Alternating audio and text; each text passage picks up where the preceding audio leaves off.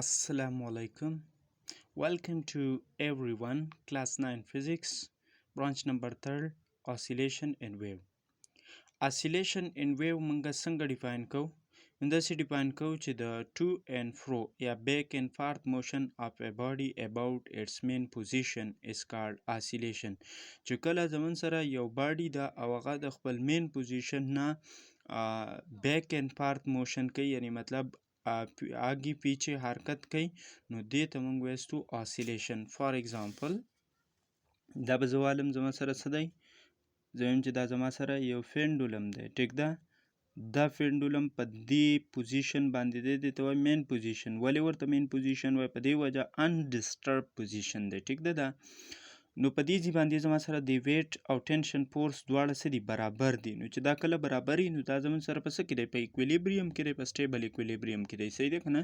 نو دې ته موږ وایو مین پوزیشن. اوس دا باډي فرض که دا باب دی، دې ته وایي باب. دا باب زه ډسپلیس کم دې ایکسټریم پوزیشن ته ویسم، ټیک ده. نو د دې ایکسټریم پوزیشن نه چې دی زه پرېږدم، واپس به دی څه کوي؟ دا دې مین پوزیشن نه بیک اینډ فارت یا ټو اینډ فرو موشنز کوي، ټیک ده که نه؟ ټو اینډ فرو فرض که دی پوینټ ته A ویم، دې ته B ویم، نو د دې نه به بیک اینډ فارت موشن کوي. دې موشن ته موږ وایسو oscillatory موشن، ټیک ده که نه؟ په دې کې بیا زموږ سره اگزامپل دی ماس اټیچ ټو سپرینګ. نو که فرض که دا زما سره لایک سپرینګ دی، ټیک ده، او په دې چې زه یو ماس څه کم اټیچ کم دا.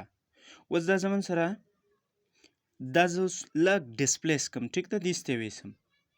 نو په دې باندې به زه څه لګوم؟ اپلایډ فورس، ټیک ده. چې دا ډسپلیس کم فریم یې ښوده واپس، نو دا به زمون سره څه کوي؟ دا به واپس څه کوي؟ دا به دې ته راځي. صحیح ده؟ دا ما سټریچ کو، یعنی دې ته مې سټریچ کو، ټیک ده. نو دا یې مین پوزیشن، ویني مین پوزیشن. اوس د دې مین پوزیشن نه دی څه کوي؟ دا به اوس چې پرېږدم نو دا به راځي زمون سره څه که مطلب دې ته به راځي، ټیک ده. ټو اینډ فرو موشن به کوي، ټیک ده، ماس.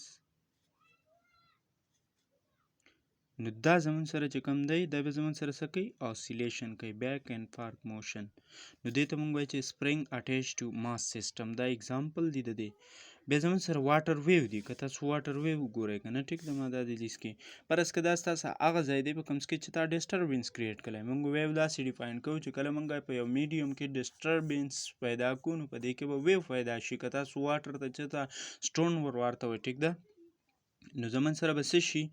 هغه واټر چې کوم دی نو په هغې کې به زمون سره سرکولر ویو پیدا شي، ټیک ده.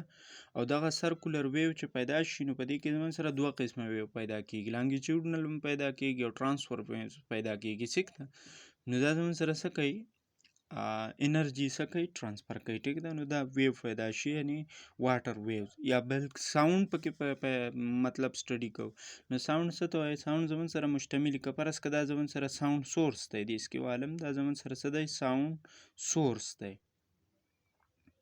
اوس دا زمون سره اواز دی، نو دلته چې کوم ایر ده د ایر پارټیکل یا به څه کوي؟ کمپریس کوي، ټیک ده که نه؟ او دا چې انرژي یو بل له ورکړي واپس به دې حالت ته راشي نه. اوس بیا زمون سره دیس کې بیا کمپریشن دی. کمپریشن او ریرفیکشن باندې مشتمل دی. صحیح ده؟ ساوند مونږ وایو چې زمون سره کله مونږ سنسیشن فیل کوو نو دې ته مونږ وایستو څه؟ ساوند. صحیح ده که نه؟ نو دا زمون سره په کمپریشن او ریرفیکشن. تاسو وګورئ که نه، دې دا پارټیکل کم موشنز کوي؟ oscillatory موشن د دې دا هم کوي. واټر ویوز هم oscillatory موشنز کوي. زمون سره سپرینګ سیسټم هم oscillatory موشن کوي. نو ځکه مونږ په oscillation and wave کې دا سټډي کوو. ویو موشن چې کم دی نو هغه څه دی؟ oscillatory موشن دی. لکه فار ایگزامپل دا زمون سره یو سټرینګ دی، رسۍ والی تاسو، او دا دیس کې ټیک ده یو طرف سي مطلب تاسو تړلی ده، ټیک ده. نو اوس که دې له زه جرک ورکم نو په دې کې به داسې ویو پیدا شي، ټیک ده. نو دا ویو زمون سره څه دي؟ د دې چې کوم میډیم پارټیکلز دي، دا پارټیکل د دې رسۍ هغه څه کوي؟ هغه اف او دلته لاندې دا زمون سره ډاون موشن کوي، اپ اینډ ډاون موشنز کوي. دا oscillatory موشن دی، ټیک ده که نه؟ نو اپ اینډ ډاون موشنز کوي. نو ځکه پکې مونږه ویو سټډي کوو. oscillation سره ویو ریلیټډ دی، ټیک ده. په ویو چې کله ټریول کوي نو مونږ کې څه اینو مطلب زمون سره به کې oscillation یې، ټیک ده که نه؟ اوکې، دا زمونږ نننی برانچ و. تب تک के लिए इजाज़त दीजिए। तो खुदा पामान।